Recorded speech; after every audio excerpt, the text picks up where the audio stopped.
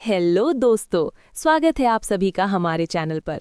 अगर आपको cultivation stories, action, power ups और एपिक मोमेंट्स पसंद हैं, तो वीडियो शुरू करने से पहले चैनल को अभी सब्सक्राइब कर लो, वीडियो को लाइक करो और बेल आइकन दबाना मत भूलना।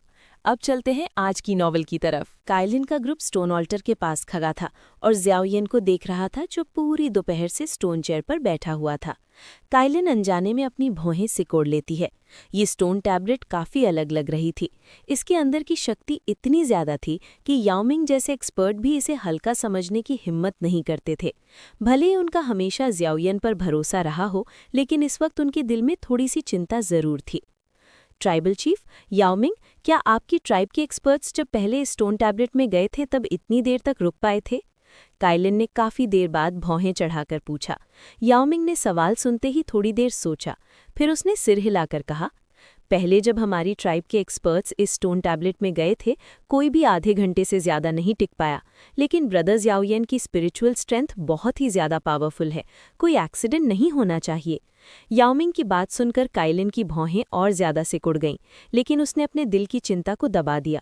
उसने खुद को शांत किया और ज़ियाओयेन के बाहर आने का इंतज़ार करती रही।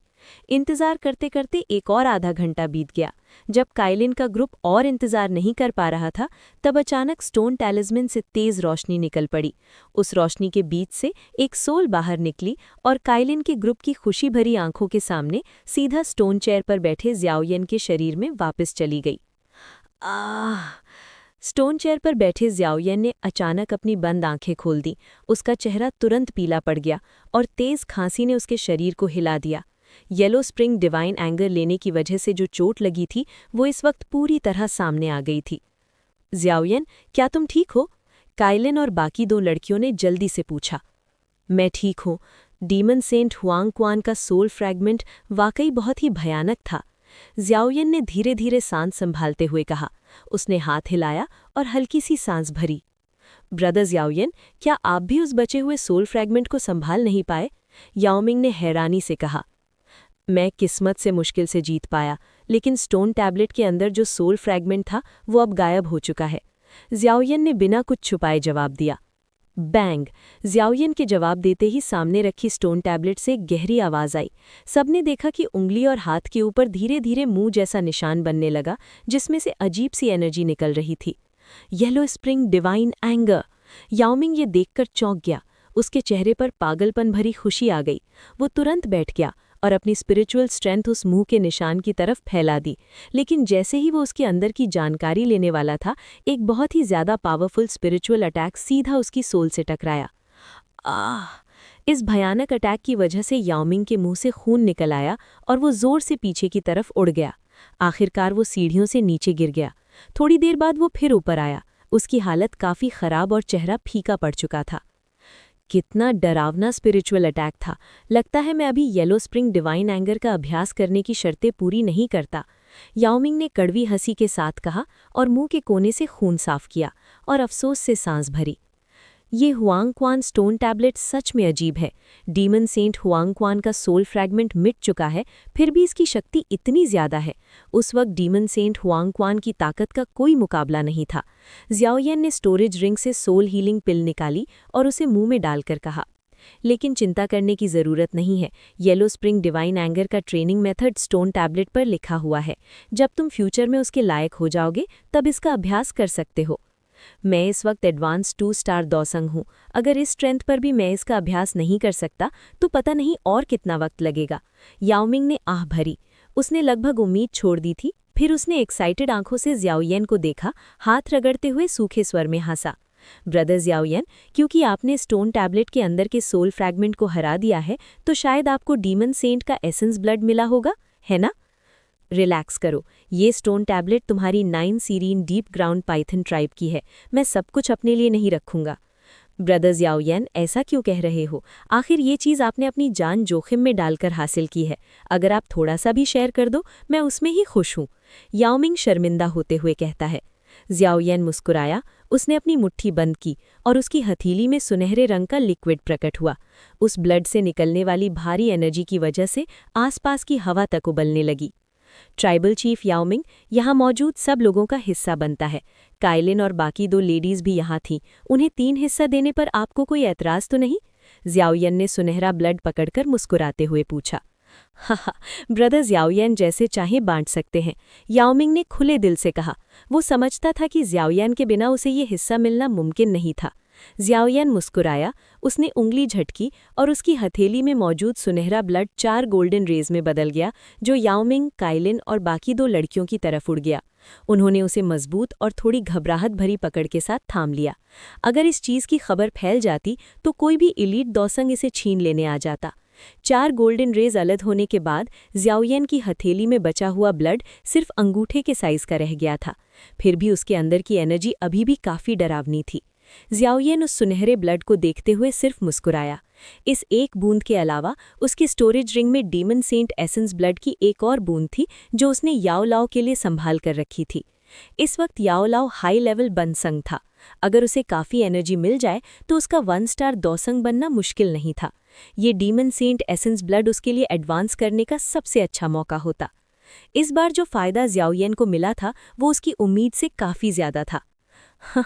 इस डीमन सेंट एसेंस ब्लड के साथ मुझे भरोसा है कि मैं 3 साल के अंदर 3 स्टार दौसंग बन सकता हूँ। याओमिंग की खुशी देखकर ज़ियाओयन मुस्कुराया। वो थोड़ी देर चुप रहा, फिर अचानक बोला, ट्राइबल चीफ याओमिंग, इस ट्रिप के दौरान मुझे 9 serene deep ground python tribe से एक रिक्वेस्ट करनी है। ओह ब्रदर ज़ियाओयन, बिना झिझक बोलो, तुम मेरे लाइफ सेवर हो और तुमने मुझे डीमन सेंट एसेंस ब्लड दिलाया है। रिक्वेस्ट की बात छोड़ो, अगर तुम डेप्यूटी ट्राइबल चीफ बनना चाहो तब भी मैं मान जाऊंगा। डेप्यूटी ट्राइबल चीफ बनने की बात रहने देते हैं। ज़ियाओयन हंसा, लेकिन फिर उसका चेहरा गंभीर हो गया और उसने एंशिएंट वॉइड ड्रैगन ट्राइब के मामले को शॉर्ट में समझा दिया। एंशिएंट वॉइड ड्रैगन ट्राइब में सिविल वॉर? ये कोई हैरानी की बात नहीं है, मुझे पहले ही लग रहा था कि ये कभी न कभी होगा, याओमिंग ने कहा। वो थोड़ा सरप्राइज था, लेकिन ज्यादा शॉक्ड नहीं। अगर 3 ड्रैगन आइलैंड्स अच्छा रिवॉर्ड देंगे तो याओ शियातियान अपनी नेचर के हिसाब से 9 serene deep ground python tribe को मदद के लिए ज़रूर भेज देता। लेकिन अब जब ट्राइबल चीफ बदल गया है तो सिचुएशन भी बदलेगी। ब्रदर्स याओयन, इस मामले में निश्चिंत रहो, 9 serene deep ground python tribe 3 dragon islands की मदद नहीं करेगी। याओमिंग ने छाती ठोककर पक्के स्वर में कहा। याओ शियातियान सिर्फ फायदे देखता था, लेकिन याओमिंग ज्यादा दूर तक सोचता था। अगर 3 ड्रैगन आइलैंड्स जीत गए तब भी ठीक था, लेकिन अगर वो हार गए तो एंशिएंट वाइट ड्रैगन ट्राइब अपनी आदत के मुताबिक 9 serene deep ground python tribe को भी घसीट लेती। भले ही वो 3 बड़ी ट्राइब्स में से एक थे, लेकिन याओमिंग जानता था कि ancient white dragon tribe 9 serene deep ground python tribe का मुकाबला नहीं कर सकती। एंशिएंट वाइट ड्रैगन ट्राइब इस वक्त डेडलॉक में थी, लेकिन ईस्टर्न ड्रैगन आइलैंड के पास legendary dragon phoenix bloodline थी। ऐसे एग्जिस्टेंस का फ्यूचर कोई प्रिडिक्ट नहीं कर सकता था।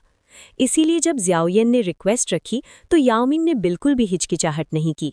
याओ शियातियान को लगता था कि 3 ड्रैगन आइलैंड्स जीतेंगे, लेकिन याओमिंग इस बात से सहमत नहीं था। लेकिन अगर 9 serene deep ground python tribe interfere ना भी करे तो हेवन डीमन फीनिक्स ट्राइब अपने एक्सपर्ट्स को 3 ड्रैगन किंग्स की मदद के लिए ज़रूर भेजेगी। याओमिंग ने ज़ियाओयन को देखा। ज़ियाओयन ने हल्का सा सिर हिलाया। 9 serene deep ground python tribe का इशू सॉल्व होना पूरी तरह किस्मत की वजह से था। वो नहीं चाहता था कि हेवन डीमन फीनिक्स ट्राइब बस साइड में खड़ी रहकर देखती रहे। अगर वो इंटरफेयर करने पर जिद करेंगे तो मुझे कुछ और तरीके अपनाने पड़ेंगे, ज़ियाओयन ने शांत स्वर में कहा। ज़ियान के साथ उसका रिश्ता बहुत गहरा था, इसीलिए वो उसे 3 ड्रैगन आइलैंड्स के हाथों हारते हुए नहीं देख सकता था। हाँ, क्या ब्रदर्स याओयन ने कोई सरप्राइज तैयार कर रखा है? याओमिंग ने मुस्कुराते हुए पूछा, लेकिन उसके शब्द सुनकर उसका चेहरा थोड़ा कांप गया। अगर वो मदद के लिए एक्सपर्ट्स भेजेंगे तो मैं उन सबको रास्ते में ही मार दूंगा। ज़ियाओयन मुस्कुराया, उसकी नज़र याओमिंग पर पड़ी और उसने कहा, लेकिन इस मामले में शायद मुझे ट्राइबल चीफ याओमिंग की मदद चाहिए होगी, आप क्या कहते हो? याओमिंग थोड़ी देर चुप रहा और सोचता रहा। वो जानता था कि अगर वो मान गया तो उसे हेवन डीमन फीनिक्स ट्राइब के खिलाफ खड़ा होना पड़ेगा। अगर हम सच में इस मामले को सॉल्व कर पाए तो मैं अपनी जान की गारंटी देता हूँ कि फ्यूचर में एंशिएंट वाइट ड्रैगन ट्राइब और 9 serene deep ground python tribe सबसे मजबूत अलाइज होंगे। उस वक्त हेवन डीमन फीनिक्स ट्राइब को 3 बड़ी ट्राइब्स में से मिटा दिया जाएगा। ज़ियाओयन ने धीरे स्वर में कहा। ये शब्द सुनकर याओमिंग के चेहरे के भाव धीरे धीरे बदलने लगे। एंशिएंट वॉइड ड्रैगन ट्राइब की ताकत पर कोई शक नहीं कर सकता था। भले ही ट्राइब टूटी हुई हो, लेकिन किसी एक आइलैंड की शक्ति भी उसकी पूरी ट्राइब से कम नहीं थी। अगर फ्यूचर में वो फिर से एक हो गए तो उनकी ताकत और भी भयानक होती। ऐसे घमंडी लेकिन ताकतवर लोगों के साथ अलायंस बनाना 9 Syrian deep ground python tribe के लिए बहुत फायदे का था। मैजिकल वर्ल्ड में उनकी पोजीशन कभी नहीं हिलेगी। याओमिंग कुछ देर तक चुप रहा, फिर उसने सिर उठाकर ज़ियाओयेन को देखा और गहरी आवाज में कहा, अगर ब्रदर ज़ियाओयेन की गारंटी सच निकली तो मैं याओमिंग और अब शाओ यान और हेवन डीमन फीनिक्स ट्राइब के बीच असली टकराव शुरू होने वाला है। नेक्स्ट एपिसोड और भी ज्यादा धमाकेदार होने वाला है, इसलिए चैनल को सब्सक्राइब करके साथ बने रहो।